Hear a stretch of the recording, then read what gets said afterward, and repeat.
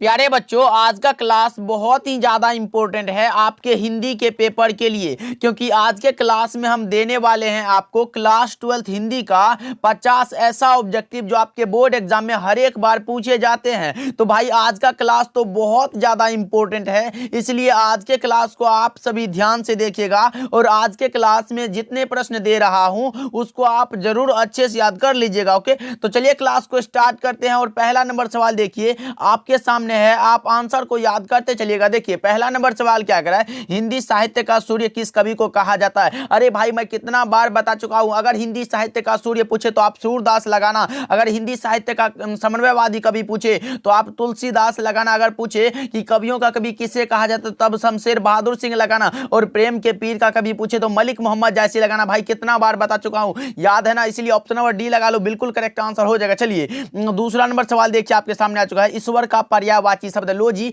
पर्यायवाची बोले तो समान अर्थ पूछा गया, ईश्वर का पर्यायवाची क्या होगा, भगवान, परमात्मा, जगदीश, ये सब तो एक ही है, यानी कि इनमें से सभी लगा लो। ऑप्शन नंबर डी जो है राइट आंसर हो जाएगा। चलिए तीसरा नंबर सवाल देखिए आपके सामने, फटाफट से भाई आंसर को याद कर लो, देखना यहां से बहुत सारा प्रश्न आपके बोर्ड एग्जाम में देखने को मिलेगा। कमल का पर्यायवाची क्या होगा, कमल का पर्यायवाची क्या होगा भाई, तो 3 का जो करेक्ट आंसर वो हो जाएगा जलज, ऑप्शन सी राइट आंसर हो जाएगा। चलिए फोर्थ नंबर सवाल देखिए क्या कह रहा है, अत्याचार का संधि विच्छेद क्या होगा, अत्याचार में संधि विच्छेद अति जोड़ आचार कहां दिया गया है भाई, तो ऑप्शन बी में दिया गया, 4 का B is the correct answer. Fastly revision करते चलो भाई, बहुत इंपॉर्टेंट है। चलिए 5 नंबर सवाल देखिए, पाप पुण्य कौन समास है, पाप और पुण्य भाई बीच में लाठी लगल है, द्वंद्व समास राइट आंसर है, 5 का A is the correct answer, याद रखिएगा आप सभी। चलिए 6 नंबर सवाल देखो आपके सामने है, और अभी तक आप लोगों ने क्लास को लाइक नहीं करा है तो जरूर से करिएगा, बहुत इंपॉर्टेंट है। चंद्रधर का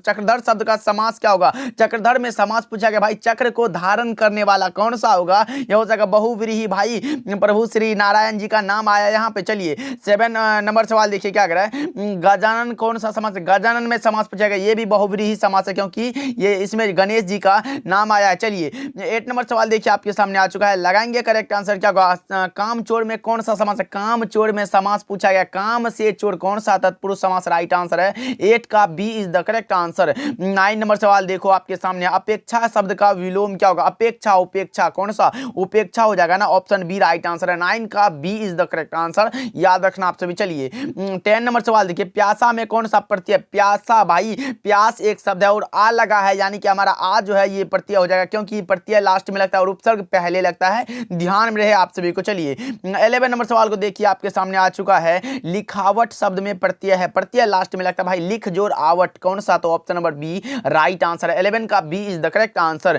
12 नंबर सवाल देखिए क्या कह रहा है, अभिनेता शब्द में उपसर्ग, अभिनेता में उपसर्ग कौन सा, अभिनेता, अभी हो जाएगा उपसर्ग और नेता तो एक शब्द है। चलिए 13 नंबर सवाल देखो आपके सामने आ चुका है, प्रबल शब्द में उपसर्ग, प्रबल कौन सा, प्रबल हो जाएगा भाई, प्र हमारा उपसर्ग है, याद रखिएगा आप सभी। चलिए 14 नंबर सवाल देखिए आपके सामने आ चुका है, भाववाचक संज्ञा का उदाहरण नहीं है, भाववाचक संज्ञा के बारे में मैं कितना बार बता चुका हूं भाई, अगर व्यक्तिवाचक हो, व्यक्तिवाचक में होता है क्या, तो जिसमें खास चीज होता है, जैसे कि हो गया महात्मा गांधी, सचिन तेंदुलकर, ये सारे के सारे व्यक्तिवाचक के अंतर्गत आते हैं। जैसे जनवरी एक खास महीना है भाई, कोई पर्व का नाम आ जाए, ये व्यक्तिवाचक के अंतर्गत आता है। लेकिन अगर जातिवाचक पूछे जिससे कि संपूर्ण जाति का बोध होता हो, उसे हम लोग जातिवाचक कहते हैं। जैसे कि हो गया गाय, हो गया गाय के संपूर्ण जाति का बोध हो जाता है, जैसे भैंस हो गया, लड़का हो गया, ये सारे के सारे जातिवाचक का बोध कराते हैं। उसके बाद आता है भाववाचक, भाव के द्वारा व्यक्त होने वाले, जैसे कि हो गया मित्रता हो गया, शत्रुता हो गया, मिठास हो गया, ये भाववाचक के अंतर्गत आता है। समूहवाचक पूछे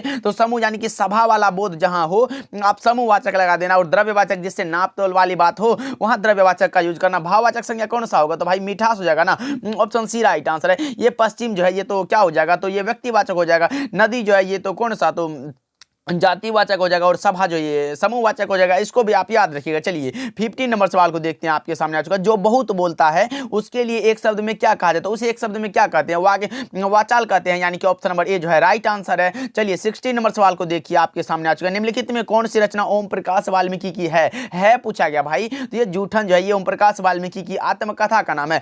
अगर आपसे पूछे कि जूठन क्या है, तो आत्मकथा है, याद रखिएगा, ऑप्शन डी राइट आंसर हो जाएगा। एक लेख और एक पत्र पूछे तो आप भगत सिंह लगा दीजिएगा। ओ सदानेरा जगदीश चंद्र माथुर की रचना है। उसने कहा था चंद्रधर शर्मा गुलेरी की रचना है, इसको भी आप याद रखिएगा। चलिए 17 नंबर सवाल को देखिए क्या कह रहा है। ओम प्रकाश वाल्मीकि को जयश्री सम्मान कब दिया गया था? ओम प्रकाश वाल्मीकि को जयश्री सम्मान दिया गया था, लेकिन कब दिया गया था यह पूछा गया आपसे। तो बताओ 17 का करेक्ट आंसर क्या होगा? दिया गया था 1996 में। ऑप्शन सी राइट आंसर होगा। अगर पूछे कि परिवेश सम्मान कब दिया गया था तो 1995 में दिया गया था। अगर डॉक्टर अंबेडकर राष्ट्रीय पुरस्कार पूछा गया कब दिया गया था, यह दिया था 1993 में। इसको भी आप याद रखिएगा। ओके, चलिए देखिए नेक्स्ट सवाल की ओर बढ़ते हैं। आपके सामने 18 नंबर सवाल आ चुका है, लगाएंगे करेक्ट आंसर क्या होगा। ज्ञानेंद्र पति को संस्यात्मा रचना के लिए कौन सा पुरस्कार दिया गया था? पहले तो मैं बता दूं संस्यात्मा ये जो है ज्ञानेंद्र पति की रचना और यह दिया गया था 2006 में। कब? 2006 में। कौन सा पर? तो साहित्य अकादमी पुरस्कार दिया गया था। ऑप्शन बी राइट आंसर है। ज्ञानेंद्र पति को संस्यात्मा रचना के लिए 2006 ईस्वी में साहित्य अकादमी का पुरस्कार दिया गया था, याद रखिएगा आप सभी। ओके, चलिए देखिए 19 नंबर सवाल देखिए आपके सामने आ चुका है। एक चक्रा नगरी काव्य नाटक के कवि कौन है? एक चक्रा नगरी जो है ये ज्ञानेंद्र पति का एक काव्य नाटक है, और कौन सा? तो ज्ञानेंद्र पति हो जाएगा। ऑप्शन नंबर डी में दिया गया राइट आंसर है। चलिए 20 नंबर सवाल को देखिए आपके सामने आ चुका है। अशोक वाजपेयी की रचना कौन सी है? निम्नलिखित में कौन सी रचना है जो अशोक वाजपेयी की रचना है? तो 20 का करेक्ट आंसर हो जाएगा उम्मीद का दूसरा नाम। ये अशोक वाजपेयी की रचना है। कविता के नए प्रतिमान नामवर सिंह की रचना और नौकर की कमीज विनोद कुमार शुक्ल की रचना है, इसको भी आप ये ध्यान में रखिएगा। चलिए 21 नंबर सवाल को देखिए आपके सामने आ चुका है। हार जीत कविता के कवि कौन है? हार जीत भाई अशोक वाजपेयी की रचना है, बी लगा लो राइट आंसर है। 22 नंबर सवाल देखिए आपके सामने आ चुका है। अधिनायक शीर्षक कविता किस पुस्तक से ली गई? अधिनायक रघुवीर सहाय की रचना है भाई, और ये जो लिया गया है ये लिया गया आत्महत्या के विरुद्ध से। ऑप्शन बी राइट आंसर है। 23 नंबर सवाल को देखिए आपके सामने आ चुका है। दूसरा सप्तक का प्रकाशन वर्ष है 1951 भाई, ऑप्शन बी राइट आंसर है। याद रखिएगा आपसे भी बहुत इंपॉर्टेंट है, ये मॉडल पेपर में भी आया हुआ था। चलिए 24 नंबर सवाल देखिए। सुकून की तलाश की किस कवि की रचना? सुकून की तलाश शमशेर बहादुर सिंह। स से सुकून, सौ से Shamsher Bahadur Singh, option B right answer है। बहुत इंपॉर्टेंट रचना है, याद रखिएगा आपसे भी। चलिए नेक्स्ट सवाल के ऊपर 25 नंबर सवाल देखिए आपके सामने आ चुका है। मुकुल किसकी रचना? मुकुल जो रचना है ये सुभद्रा कुमारी चौहान की रचना भाई, ऑप्शन ए राइट आंसर है, जिसको हिंदी साहित्य का शेक्सपियर पुरस्कार भी दिया गया था इस रचना पर, मुकुल रचना पर 1930 ईस्वी में। इसको भी आप याद रखिएगा। चलिए 26 नंबर सवाल को देखिए आपके सामने आ चुका है। नाभा दास किसके समकालीन थे? नाभा दास तुलसीदास के समकालीन थे भाई, ऑप्शन बी सही जवाब है। 26 का B is the correct answer, याद रखिएगा आपसे भी। अगर ऐसा ऑब्जेक्टिव आ जाए तो भाई छोड़ के मत आना। चलिए 27 नंबर सवाल देखिए आपके सामने आ चुका है। जैसे कि हो गया बुक का क्वेश्चन जो होता है वो हर बार रिपीट हो जाता है, लेकिन ये व्याकरण वाला जो होता है ये रिपीट नहीं होता। इसी के तौर पर दूसरा कोई एग्जांपल दे दिया जाता है। देखो शिवा बावनी के कितने मुक्तकों में छत्रपति शिवाजी के वीरता का बखान है? तो 52 मुक्तकों में, ऑप्शन सी राइट आंसर हो जाएगा, याद रखिएगा आपसे। चलिए देखिए 28 नंबर सवाल को देखिए आपके सामने आ चुका है। त्रिच शीर्षक पाठ के लेखक के पिताजी कितने साल के? त्रिच शीर्षक पाठ में लेखक के पिताजी कितने साल के हैं? तो 55 साल के भाई, ऑप्शन सी राइट आंसर है। 29 नंबर सवाल देखिए आपके सामने आ चुका है। तुमुल कोलाहल कला में शीर्षक कविता किस महाकाव्य का अंश है? तो कामायनी से लिया गया है, ऑप्शन सी राइट आंसर है, जो कि जयशंकर प्रसाद की रचना है, याद रखिएगा आपसे भी। चलिए 30 नंबर सवाल को देखिए आपके सामने आ चुका है। देश विदेश शब्द कौन समास है? देश विदेश भाई द्वंद्व समास है, ऑप्शन डी लगा लो तो आपका सही जवाब है। 31 नंबर सवाल देखिए क्या करें। वाद विवाद संवाद क्या है? वाद विवाद संवाद आलोचनात्मक निबंधों की पुस्तक है, ऑप्शन ए सही जवाब है। 32 नंबर सवाल को देखिए आपके सामने आ चुका है। जैसा काम वैसा परिणाम किस लेखक की रचना है? जैसा काम वैसा परिणाम जो रचना है ये बालकृष्ण भट्ट की रचना है, ऑप्शन सी सही जवाब है। 33 नंबर सवाल देखिए क्या कह रहा है। संवाद में सबसे महत्वपूर्ण क्या है? ये बालकृष्ण भट्ट बोलते हैं भाई, आत्मीयता है, ऑप्शन सी राइट आंसर है। 34 नंबर सवाल देखिए आपके सामने आ चुका है। तेरी कुरमाई हो गई किस पाठ की उक्ति है? भाई लहना सिंह जो उस लड़की से पूछता था, किस लड़की से? तो सूबेदारनी से तेरी कुरमाई हो गई, कौन सा? तो उसने कहा था, चैप्टर में लिया गया, ऑप्शन डी राइट आंसर हो जाएगा। चलिए 35 नंबर सवाल देखिए क्या कह रहा है। उसने कहा था कहानी है, कैसी कहानी है? तो ये युद्ध की भी कहानी है, दिव्य प्रेम की भी कहानी और प्रेम पर बलिदान होने की भी कहानी है, यानी कि option number D right answer हो जाएगा। चलिए 36 नंबर सवाल को देखिए क्या कह रहा है। जयप्रकाश नारायण को किसका दलाल कहा गया है? तो यह कहा गया अमेरिका का दलाल, ऑप्शन डी राइट आंसर हो जाएगा। फटाफट से आंसर को लगाते चलिए। 37 नंबर सवाल देखिए। लेनिन की मृत्यु कब हुई थी? तो 1924 में, और जयप्रकाश नारायण मार्क्सवादी भी 1924 में ही बने थे, ऑप्शन डी राइट आंसर हो जाएगा। चलिए 38 नंबर सवाल देखिए क्या कह रहा है। किस पाठ में कहा गया है जिस पुरुष में नारीत्व नहीं अपूर्ण है? भाई नारी और पुरुष का ये बात जो हुआ है वो हुआ अर्धनारीश्वर चैप्टर में, जिसके लेखक का नाम है Ramdhari Singh Dinkar, option D right answer. अगर पूछे कि ओ सदानेरा पाठ के लेखक कौन है, तब आप जगदीश चंद्र माथुर लगा दीजिएगा। सिपाही की मां जो है ये मोहन राकेश की रचना, और एक लेखक एक पत्र भगत सिंह की रचना, इसको भी आप याद रखिएगा। चलिए 39 नंबर सवाल को देखिए क्या कर रहा है। थोड़ा बहुत शब्द कौन समास है? थोड़ा बहुत, बीच में लाठी लगा है, द्वंद्व समास राइट आंसर है। 39 का A is the correct answer. 40 number सवाल देखिए आपके सामने आ चुका है। बाल शब्द में कौन सा लिंग है? बाल में लिंग पूछा गया भाई, तो क्या लगा रहे हो आपसे भी? 40 का करेक्ट आंसर बताओ आपसे भी, तो यह हो जाएगा पुल्लिंग, ऑप्शन बी राइट आंसर है। 41 नंबर सवाल देखिए क्या कर रहा है। अंतोन चेखव किस देश के रहने वाले थे? अंतोन चेखव जो थे वो किस देश के रहने वाले थे? तो रूस के रहने वाले थे, ऑप्शन सी राइट आंसर हो जाएगा। याद रखिएगा आपसे। चलिए 42 नंबर सवाल किया। हारजीत शीर्षक कविता में मशक वाला क्या कर रहा है? तो सड़क सिंच रहा है, आपको भी पता होगा और मुझे भी पता है कि ऑप्शन नंबर ए जो है इसका बिल्कुल करेक्ट आंसर हो जाएगा। चलिए 43 नंबर सवाल को देखते हैं क्या करें। प्यारे नन्हे बेटे को शीर्षक कविता में कवि कौन है? भाई प्यारे नन्हे बेटे को कविता जो उसके कवि का नाम पूछा गया, तो क्या लगा रहे हो आपसे भी? 43 का करेक्ट आंसर बताओ, तो यह हो जाएगा Vinod Kumar Shukla, option number A जो है राइट आंसर हो जाएगा।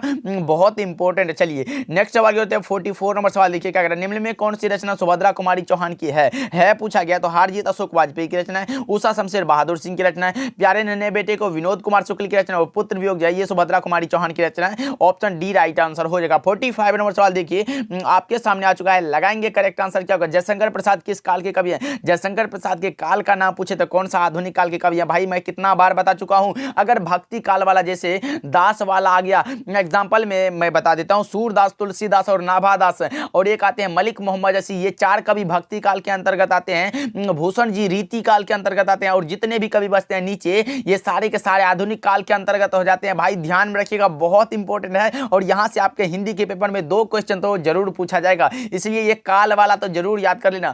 और कौन सी रचना, किस लेखक की रचना, इसको भी आप याद रखिएगा। जैसे बातचीत बालकृष्ण भट्ट, उसने कहा था चंद्रधर शर्मा गुलेरी, ऐसा वाला जो है इसको जो है अच्छे से आप याद करके जाना। भाई यहां से कम 5 ऑब्जेक्टिव क्लियर हो जाएगा आप सभी का। तुलसीदास का व्यक्तित्व कैसा था? तुलसीदास का व्यक्तित्व कैसा था बताओ आपसे भी? विनम्र था, हाँ जी था, मृदुभाषी ये भी था, गंभीर और शांत स्वभाव ये भी था, यानी कि इनमें से सभी जो हो जाएगा ये राइट आंसर हो जाएगा। चलिए 47 नंबर सवाल को देखिए क्या कर रहा है आपके सामने आ चुका। भक्तमाल में कितने छप्पे हैं? भक्तमाल में छप्पे की बात हो जाएगा 316 भाई, जिसमें कि 200 भक्तों की चरित्र का वर्णन है, ऑप्शन सी लगा लो, राइट आंसर हो जाएगा। चलिए 48 नंबर सवाल देखिए क्या कर रहा है। सूरदास किस भक्ति धारा के कवि थे? सूरदास जी भाई कृष्ण भक्ति धारा, राम भक्ति वाला जो थे ये तुलसीदास जी थे, इसको भी आप याद रखिएगा। सूरदास को हिंदी साहित्य का सूर्य कहा जाता है, इसको भी आप याद रखना भाई, बहुत इंपॉर्टेंट है। चलिए नेक्स्ट सवाल के ऊपर बढ़ते हैं आपके सामने आ चुका है 49 नंबर सवाल। लगाएंगे करेक्ट आंसर क्या होगा? करबक जायसी की किस रचना से लिया गया? करबक जो पाठ है वो मलिक मोहम्मद जायसी की किस रचना से लिया गया? तो ये लिया गया पद्मावत से, ऑप्शन डी राइट आंसर हो जाएगा। और ये भी रचना इसी की रचना है, इसको भी आप याद रखिएगा। चलिए 50 नंबर सवाल को देखिए, और आज के क्लास का लास्ट सवाल है, लगाओ करेक्ट आंसर क्या होगा 50 का? तो शिक्षा शास्त्र के लेखक कौन है? भाई शिक्षा जो पाठ है ये एक प्रकार का शिक्षा शास्त्र है, और यह क्वेश्चन आपके 2023 के एग्जाम में आया था कि शिक्षा जो है ये क्या है, तो शिक्षा शास्त्र है, और ये जय कृष्ण मूर्ति की रचना है, ऑप्शन ए जो है आपका बिल्कुल सही जवाब हो जाएगा। तो चलिए आज का मैंने इंपॉर्टेंट क्लास दे दिया, आप जो है इन सारे प्रश्नों को याद करके जाना एग्जाम देने के लिए। मिलते हैं अगले क्लास में।